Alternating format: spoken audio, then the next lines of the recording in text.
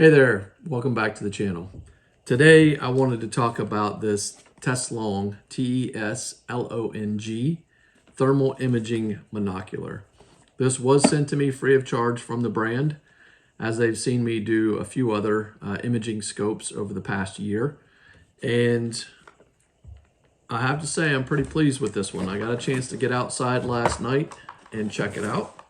But let's talk first what's in the box. So in the box, we have the carrying case with the scope in it. We have an HDMI cable, so mini HDMI to regular HDMI, so that you can view directly onto your screen or hook it up to, say, a laptop maybe out in the field and be able to capture your images over onto a bigger screen.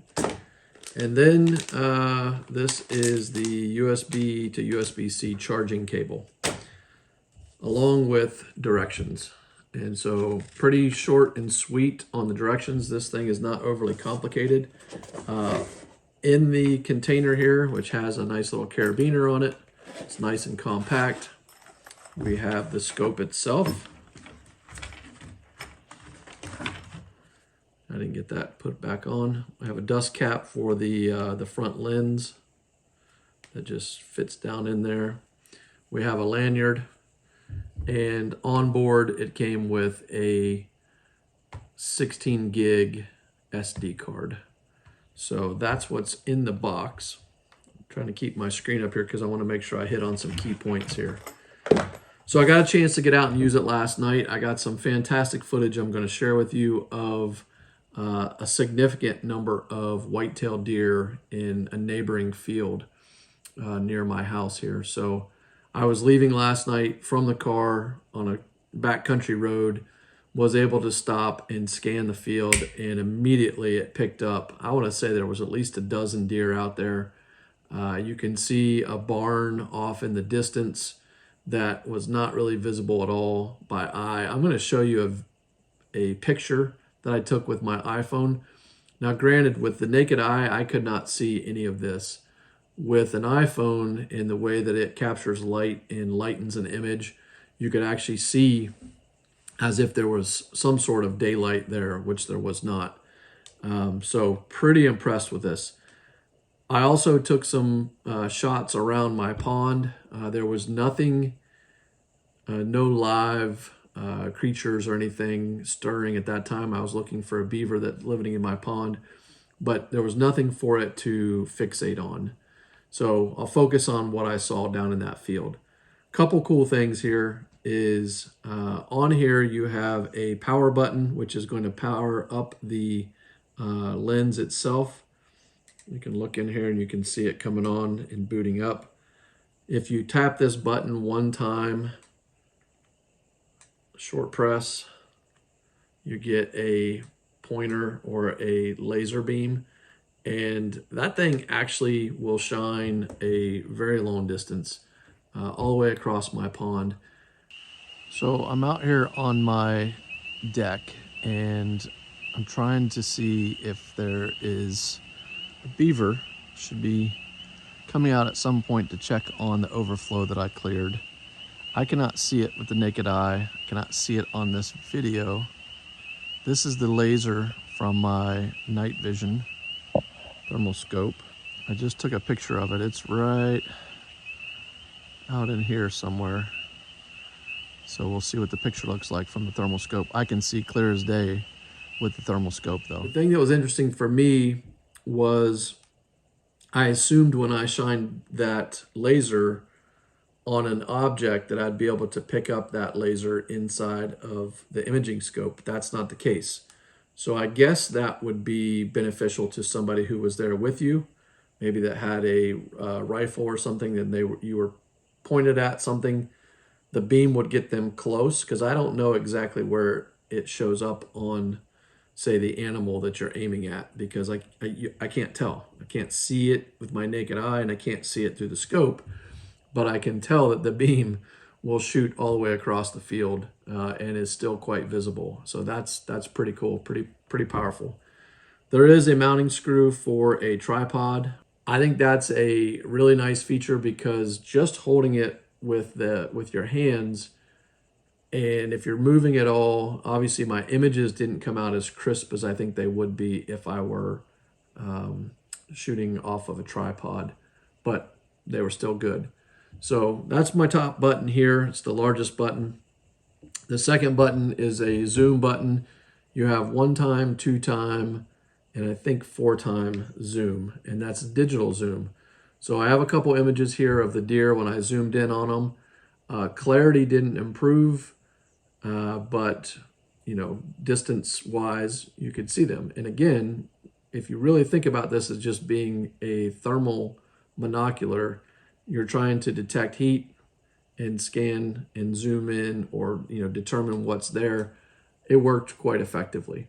There's also a little cursor you'll notice on my pictures, a little crosshair, and that is the scope picking up one of the hotspots.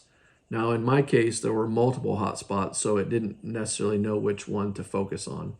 And I don't know that there's any way to do that. I didn't see any instructions on how to change that, but that would mean, let's say you had a person or a single animal running across the field, it would lock on it and follow it across the scope. So pretty cool from that perspective. The next button is going to shift between your types of imagery. So 5 color modes are white hot, black hot, red hot, green hot, and iron oxide. So pretty cool difference. I don't know when you use one versus the other. For me, I think the black hot or the white hot is the easiest on my eyes when I'm looking out across the field. The iron oxide, there's a lot going on, but I don't know. I don't know if different environments provide different benefits on why you would use one over the other. I don't know. I don't have the answer to that. So that's the 5 color options that you have. And the final one is the photo button. So unlike the other 2 scopes that I have, this one only takes photos and doesn't take video. And honestly, it was a little bit easier for me to use it and appreciate the functionality of it than say the others, because I wasn't so busy trying to capture video and move.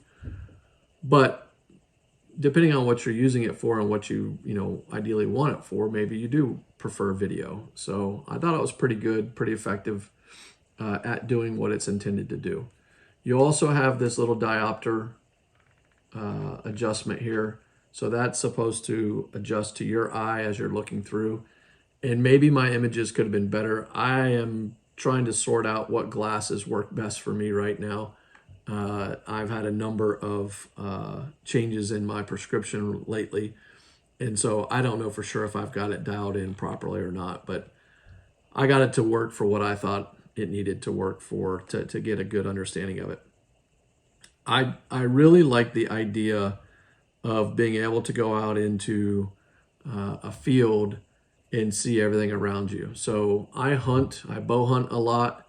I hear noises as it's getting dark, and I never get to actually see what's come in. So maybe there's a big buck that's come in, but I never got a chance to see it, or coyotes or bobcats or whatever. And so I kind of like the idea of being able to sit in my stand and scan the area when I get down, maybe scan ahead as I'm walking out, whatever. The one thing is it's a monocular. When you're looking through it, your focus is through here. You can't just walk with it or anything like that. So, but overall, I'm pretty pleased with it, and I'm looking forward to using it some more. I think it's durable. It's got like a rubber coating on it, so it should be impact safe. It's rechargeable onboard battery. It's got the removable SD card, which makes it easy to offload the pictures for me. A little bit easier than having to deal with the USB cord, which is also there if that's your preference. And I wanted to read real quick because I did get this, again, free of charge from the brand. It's available on Amazon. And at the time of this video, it's got 4.4 stars, 91 ratings. And I like this new AI synopsis of the reviews. So I thought I would share those with you. Customers say they like the detail, the ease of use, thermal value, and durability of the sporting good, the scope.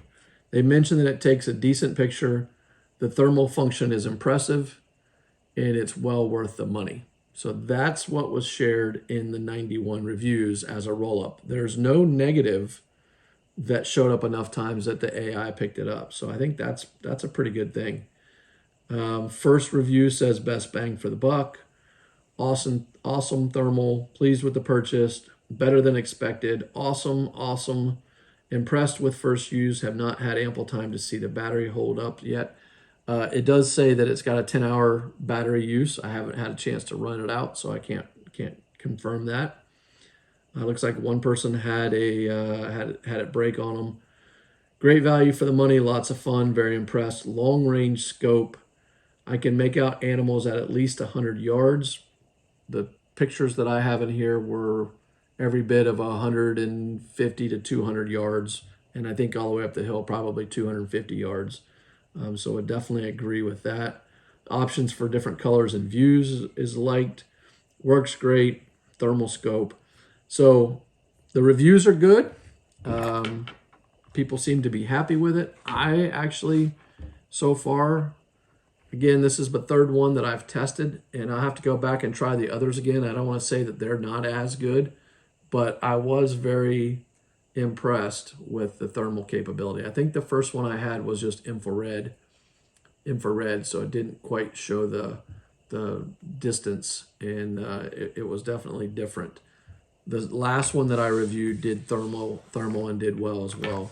So, but this one seems to be well liked, and I'm pretty pleased with it. So I can't wait to use it some more.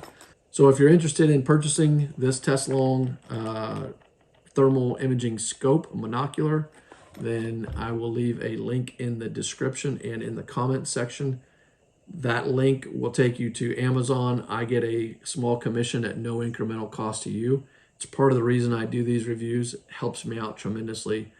So I really appreciate you watching the video this long. I hope that this was helpful to you. And again, if you happen to decide to buy this scope or any other one, you can use that link below to help support the channel. Thanks a lot for watching. Have a great day, and we'll see you next time.